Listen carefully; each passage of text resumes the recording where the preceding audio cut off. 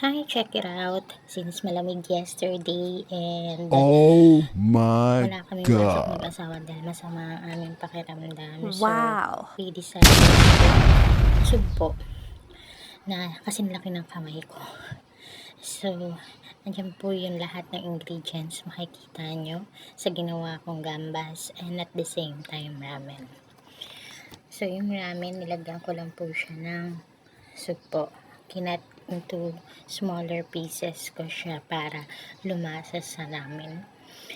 So, na-resolve naman po ang lamig kagabi.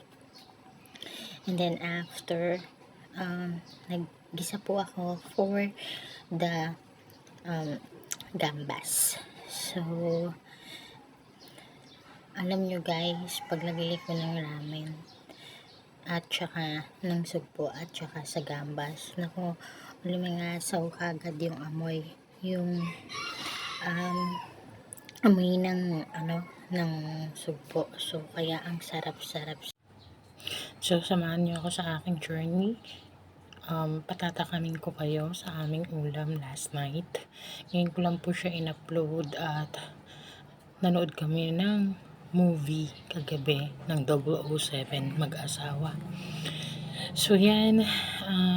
Mga after 3 minutes, ipapakuluin lang po natin siya. Tapos na po yan. Tapos isi-serve na po natin yan with love. So, wag pong hanapin nga pala si James at saka si Danny kasi nasa Pasay. But don't you worry guys, si Danny po ibabalik before schooling. So, pasensya na sa background ko na manok. Wala pong manok sa ating niluto. So, ayan, masarap na po pala ang kinalabasan ng ating pagkain and I think na-satisfied naman po ang ating daddy. So, additional bonding time habang bumabagyo.